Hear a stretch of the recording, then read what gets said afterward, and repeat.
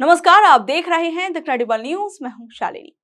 Trump ने आज 19 minute का एक भाषण दिया और दावा किया कि अमेरिका ईरान से जंग जीत चुका है। ट्रंप कहते हैं कि ईरान की नौसेना खत्म हो चुकी है, उनके नेता मारे गए हैं और ईरान अब घुटनों पर है। लेकिन क्या वाकई ऐसा है?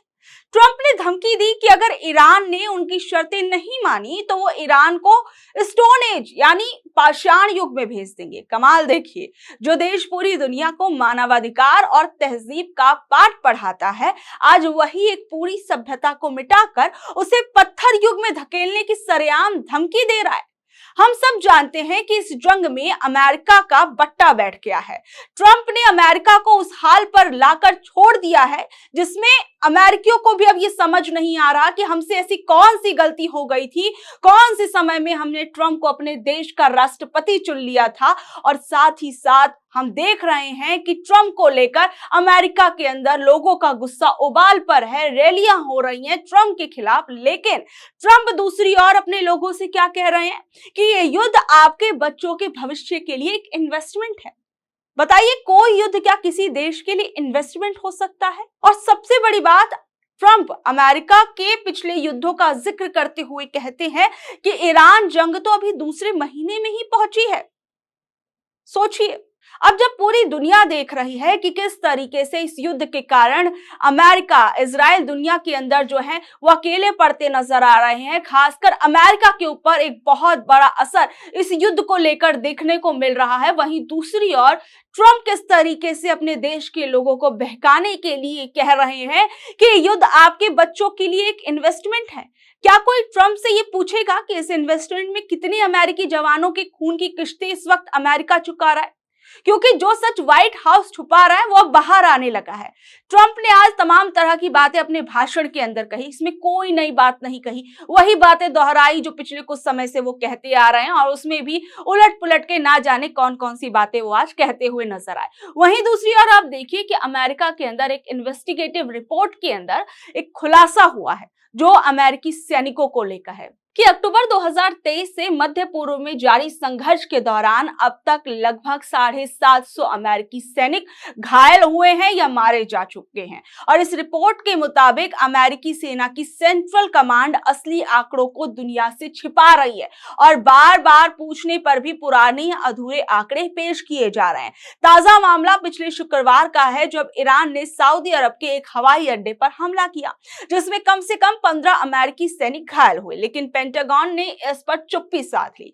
वेबसाइट का यह कहना है कि कम से कम 15 अमेरिकी सैनिकों की मौत हो चुकी है जिसे सेना स्वीकार नहीं कर रही है। हालात यहां तक खराब है कि ईरानी हमलों के डर से अमेरिकी सैनिकों को अपने पक्के सैन्य ठिकानों को छोड़कर आम होटलों और दफ्तरों में छिपने के लिए मजबूर होना पड़ रहा है। सीधी भाषा में कहे तो अमेरिका इस क्षेत्र में अपनी सेना को हो रहे भारी नुकसान की बात को दबाने की सरेआम कोशिश कर रहा है।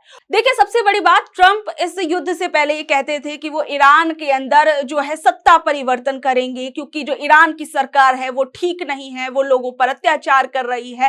तमाम तरह की बातें रिजिम चेंज को लेकर होती रहती थी और कहा कि अगर ईरान की नई व्यवस्था आती है तो उसे हमारी शर्तें माननी होंगी और सबसे बड़ी बात, अगर वो हमारी शर्तें नहीं मानते तो हम उनके पावर ग्रिड को बंद कर देंगे और इसका बहुत बड़ा नुकसान ईरान को झेलना पड़ेगा।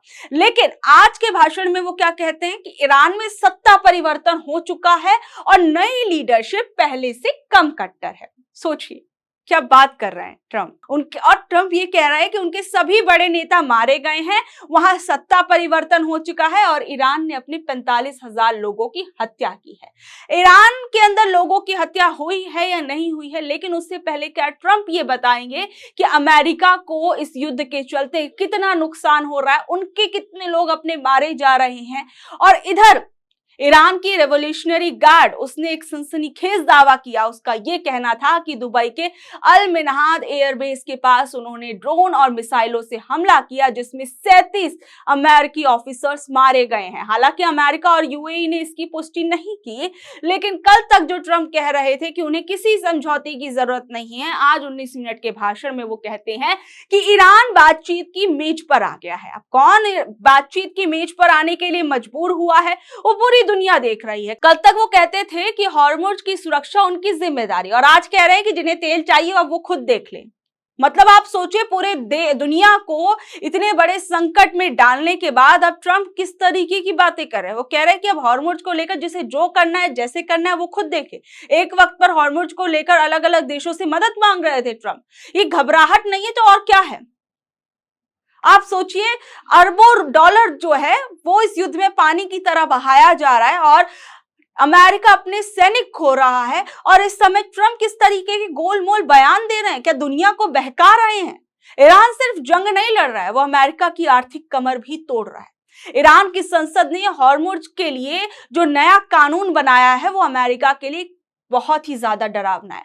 अब हॉर्मुज से गुजरने वाले जहाजों को टोल देना होगा। सोचिए, इजराइल से जुड़ा कोई भी जहाज वहां से गुजर नहीं पाएगा। ईरान ने कहा कि टैक्स का भुगतान रियाल या चीनी युआन में होगा, डॉलर से पेमेंट करने पर कोई छूट नहीं मिलेगी। वहीं दूसरी ओर ईरान के राष्ट्रपति मसूद पेजिश्कियान ने अमेरिकी जनता को एक खुला खत लिखा और एक बहुत ही चुभता हुआ सवाल पूछा कि क्या अमेरिका वाकई अपनी अमेरिका फर्स्ट की नीति पर चल रहा है, या वो इजराइल का एक प्रॉक्सी बनकर रह गया है जो आखिरी अमेरिकी सैनिक के बलिदान तक लड़ने को तैयार है। पेजिश्कियान ने याद दिलाया कि ईरान ने पिछले 200 सालों में कभी किसी पर हमला नहीं किया। उन्होंने 1953 के उस तख्तापलट की भी याद दिलाई जब अमेरिका ने ईरान के लोकतंत्र को कुचला था। और आज ईरान की साक्षरता दर 90% से ऊपर है, वो तकनीक में आगे है। वहीं दूसरी ओर ट्रंप ये कह रहे हैं कि ये युद्ध जरूरी था, लेकिन किसके लिए युद्ध जरूरी था? अमेरिकी बच्चों के भविष्य के लिए या इजराइल के एजेंडे के लिए? जब तक ट्रंप अपनी गलतियों को जीत बताते रहेंगे तब तक अमेरिका के साथ साथ पूरी दुनिया को इस युद्ध के गलत परिणाम भुगतने पड़ेंगे और पूरी दुनिया में इसका बड़ा असर देखने को भी मिल रहा है।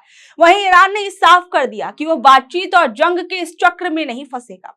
अब फैसला व्हाइट हाउस को करना है कि उसे शांति चाहिए या एक ऐसा युद्ध जिसमें जीत किसी की नहीं होगी, बस तबाही और तबाही होगी। ईरान युद्ध के बीच नॉर्वे की राजधानी ऑस्लो में अमेरिका और इजराइल के खिलाफ विरोध प्रदर्शन हुए। ईरानी मीडिया के मुताबिक प्रदर्शनकारी यूएस एम्बेसी के बाहर जुटे और युद्ध के खिलाफ नारे लगाए। लोग अमेरिका और इजराइल की सैन्य कार्रवाई का विरोध कर रहे थे। सोचिए किस तरीके के हालात बने हुए हैं। अमेरिका और इजराइल के हमलों के बीच ईरान ने यह भी दावा किया कि उसके एडवांस हथियार अब भी सुरक्षित हैं और दुश्मन उन्हें छू नहीं पा रहा। ईरान की खातम अल अनबिया हेडक्वार्टर के प्रवक्ता ने कहा कि जिन ठिकानों को निशाना बनाया गया वो रणनीतिक रूप से महत्वपूर्ण नहीं थे। असली सैन्य उत्पादन और एडवांस हथियारों के केंद्र ऐसी जगहों पर जिनकी जानकारी दुश्मन को नहीं। ईरान ने कहा कि उसकी सैन्य क्षमता अभी सामने नहीं आई और वो जरूरत पड़ने पर अपनी असली ताकत दिखा सकता है। अब ईरान जो कुछ कर रहा है वो पूरी दुनिया देख रही है।